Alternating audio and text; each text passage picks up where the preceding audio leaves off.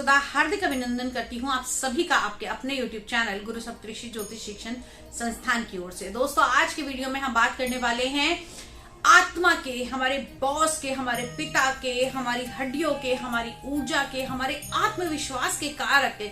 जी हाँ, एक ऐसे दीप्तमान ग्रह जो हर संक्रांति पे करते हैं राशि परिवर्तन।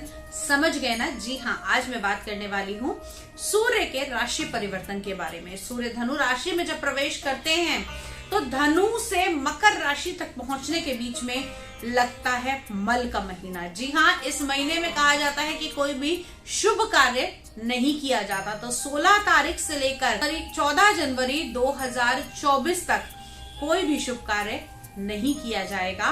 किसी भी शुभ कार्य का मुहूर्त इस समय नहीं निकलता है, चाहे वो मुंडन हो, चाहे वो किसी का नामकरण हो, चाहे शादी, विवाह, मुहूर्त इत्यादि सभी चीजों को रोक दिया जाता है। अब ऐसे ही सूर्य देव क्या इस समय में अच्छे फल प्रदान करते हैं और क्या करें या क्या ना करें इस महीने में, तो सभी कुछ बताऊंगी आज के इस वीडियो में। लेकिन उससे पहले यदि आपने अब तक चैनल को सब्सक्राइब नहीं किया है तो प्लीज सब्सक्राइब कर दीजिए, साथ ही साथ बेल आइकॉन को जरूर दबा लीजिए ताकि आने वाले सभी वीडियो आपको समय से मिल सके। तो चलिए सबसे पहले बात करते हैं सूर्य के मेष राशि में प्रवेश के बारे में।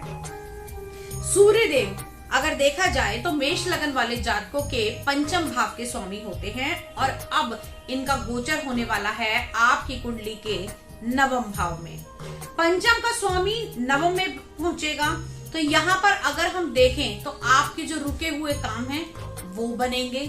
साथ ही साथ अगर हम कहें कि इस समय में आपके आत्मविश्वास में बढ़ोतरी होती हुई दिखाई देगी। दूसरी चीज, इस समय में अगर आपकी कोई शिक्षा से संबंधित कोई एग्जाम रुक गया था या कुछ नहीं हो पा रहा था तो वो भी आगे बनता हुआ दिखाई देगा। संतान के साथ संबंध और अच्छे बनेंगे। प्रेम संबंधों में भी इस समय बदलाव आपको देखने को मिल सकते हैं। शिक्षा के क्षेत्र में जो लोग हैं उन लोगों के लिए ये टाइम पीरियड बहुत ही लाभवान रहने वाला है। अब इस टाइम पीरियड के दौरान आप क्या कर सकते हैं अपनी स्टडी को और ज्यादा इंप्रूव करने के लिए? तो मेष लगन वाले जातकों के लिए 16 दिसंबर से लेकर 14 जनवरी 2023 के बीच में एक उपाय करना अवश्य बनता है कि इस समय में आपको सूर्य देव को जो जल देना है उसमें थोड़ा सा गुड़ जरूर डाल लेना है और उससे तांबे के लोटे से आपने सूर्य देव को जल देना है। इससे एक तो आपका कॉन्फिडेंस लेवल बढ़ेगा, साथ ही साथ जो लोग शिक्षा के द्वारा सरकारी जॉब पाना चाहती हैं उनके लिए नए अवसर खुलेंगे और आपका मन भी पढ़ाई में लगता हुआ दिखाई देगा। अगली राशि की बात करते हैं। अगली राशि है वृषभ राशि।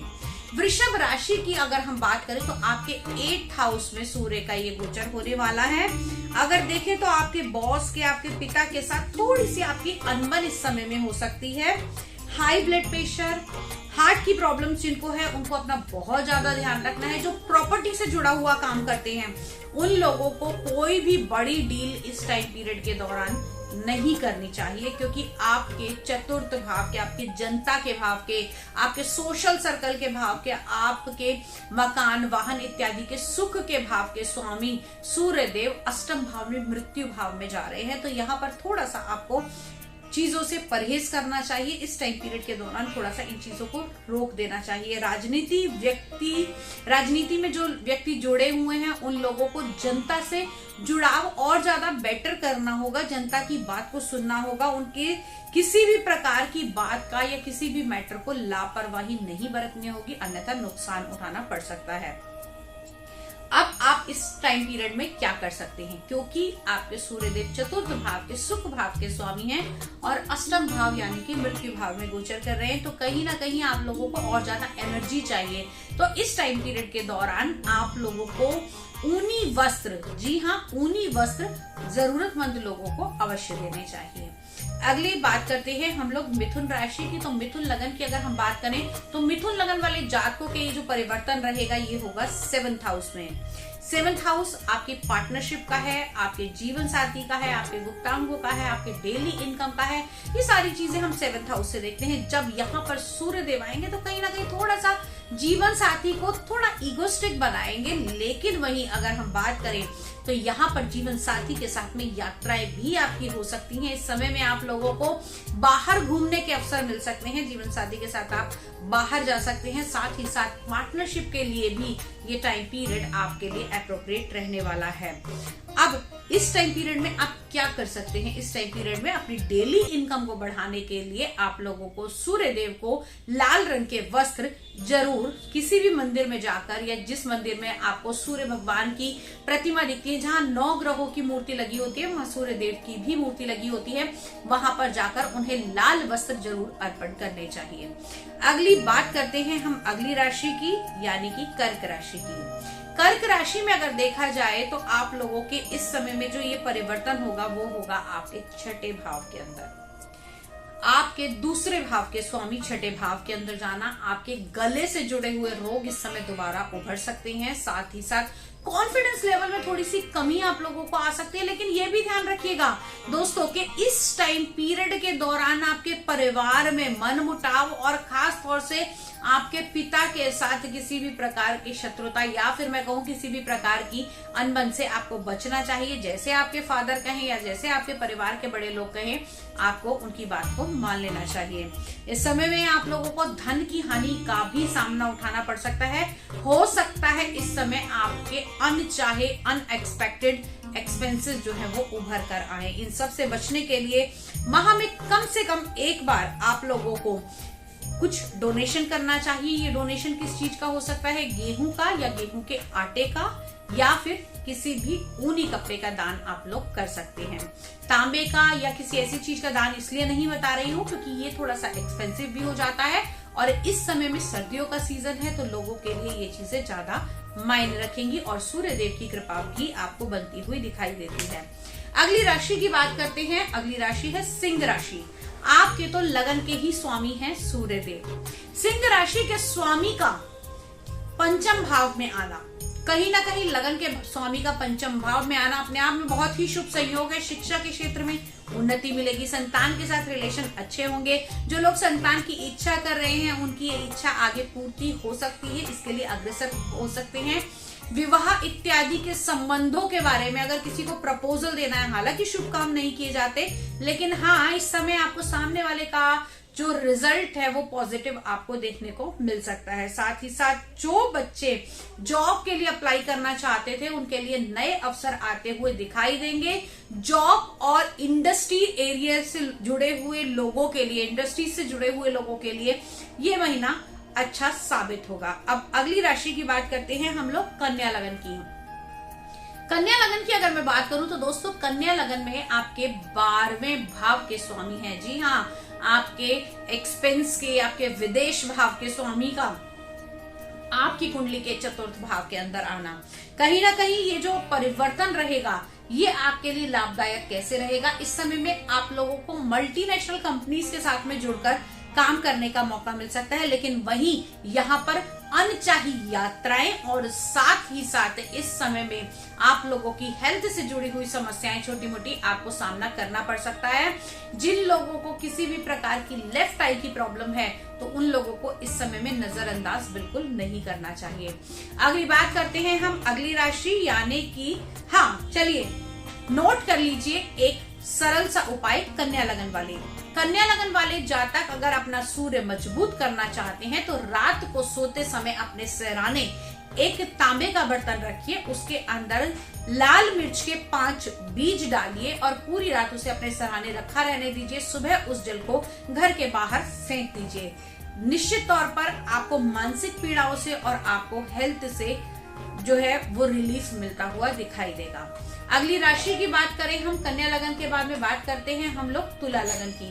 तो दोस्तों तुला लगन की अगर मैं बात करूं तो आप लोगों के जो ये राशि परिवर्तन हो रहा है 11वें भाव के स्वामी का राशि परिवर्तन होगा 3रे भाव में, तो यानी कि इच्छा पूर्ति और कहीं ना कहीं अगर हम देखें तो आपके आय के, आपके इनकम के भाव के स्वामी 3रे घर में जा रहे हैं। 3रा घर हम बहुत शुभ नहीं मानते, लेकिन हाँ इस समय में आपको आपके ऑफिस के काम से कुछ यात्राएं करनी पड़ सकती हैं, बाहर जाना पड़ सकता है, दोस्तों मित्रों संबंधियों के साथ आपको मिलना पड़ेगा। लेकिन हाँ ध्यान रहे वही भाई के साथ में संबंध जो है वो थोड़े से बिगड़ सकते हैं, तो थोड़ा सा आपको ध्यान रखने की आवश्यकता है। अब बात करते हैं हम लोग अगली राशि यानी कि वृश्चिक लगन वाले जातकों के बारे में।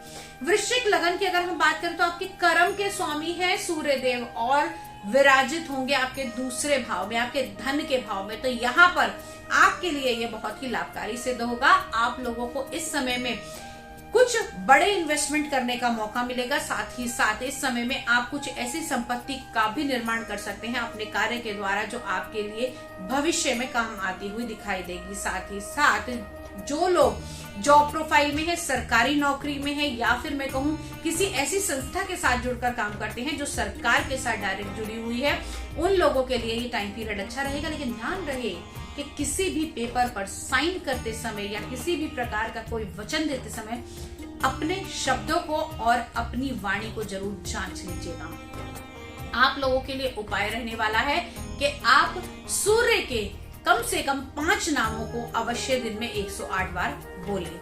अगली राशि की बात करते हैं। अगली राशि है धनु राशि, यानी कि धनु लगन वाले जातकों के तो स्वयं ये लगन में ही होने जा रहा है। भाग्य के स्वामी का लगन भाव में गोचर अच्छा संयोग है।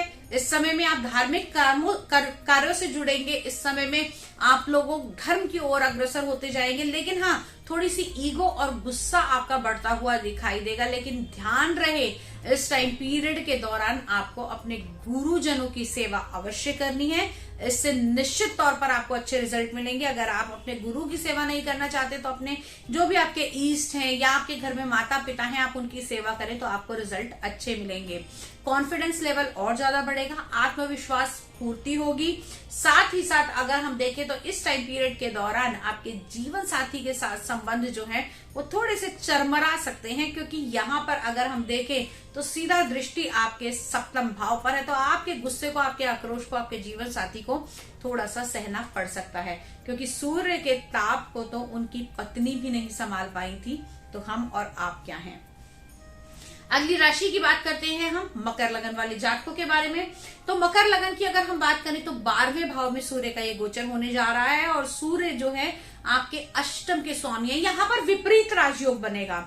अष्टम के स्वामी का 12वें भाव में जाना, जहां आपको लगेगा कि ये प्रोजेक्ट, ये काम, ये ऑफिस की चीज मेरी बिल्कुल आके एंड हो गई है, वहीं से इस महीने में दोबारा से आपकी शुरुआत होगी। और यहां से सूर्य देव आपको, आपके यश को, आपके मान को, आपके सम्मान को, जो धूमिल होती जा रही थी, दोबारा से एक बार उभार कर लेकर आएंगे। विदेशों के साथ में काम कर सकते हैं या फिर किसी भी ऐसी संस्था के साथ काम कर सकते हैं जो आपको टूर पर ज्यादा भेजे, और वो टूर कौन से होंगे, आपके देश से बाहर के टूर हो सकते हैं। अगली राशि की हम बात करें कुंभ लगन वाले जातकों के बारे में। तो दोस्तों, कुंभ लगन की अगर हम बात करें तो कुंभ लगन वाले जातकों के ये परिवर्तन होगा 11वें भाव के अंदर। यहाँ पर 11वें भाव के अंदर जो ये परिवर्तन होने वाला है आप लोगों के लिए लाभकारी रहेगा, क्योंकि सूर्यदेव आपके सप्तम के स्वामी हैं। आप लोगों की डेली इनकम बढ़ती हुई दिखाई देगी। अगली राशि है मीन लगन।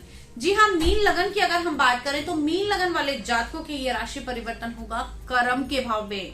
सूर्य बुध आदित्य राजयोग बनेगा, और साथ ही यहाँ पर आपके 6ठे भाव के स्वामी का कर्म के भाव में आना, कहीं ना कहीं आपका रुका हुआ धन, आपका जो पैसा कहीं किसी ने ले रखा था या आपने लोन ले रखे थे, वो आपके कारोबार के जरिए पूरे होते हुए दिखाई देंगे।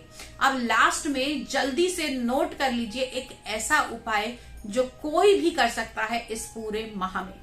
जी हाँ, अगर आप पूरे साल कुछ नहीं कर रहे और एक पोह के माह में या फिर मल मास के अंदर सूर्य की आराधना करते हैं, तो सूर्य का आदित्य हृदय स्तोत्र का पाठ कम से कम दिन में एक बार पढ़ें या फिर सुने। इससे निश्चित तौर पर आपको पूरे साल का लाभ प्राप्त होगा। साथ ही साथ सूर्य के 12 नामों का भी आप जाप कर सकते हैं। आज के वीडियो में इतना ही। यदि आप व्यक्तिगत रूप से अपनी कुंडली दिखवाना चाहते हैं, घर या फैक्ट्री का वास्तु कराना चाहते हैं, या फिर हमसे कंसल्टेशन लेना चाहते हैं, तो हमसे संपर्क कर सकते हैं। अगले वीडियो में फिर से मिलती हूँ, तब तक के लिए जय मां भगवती।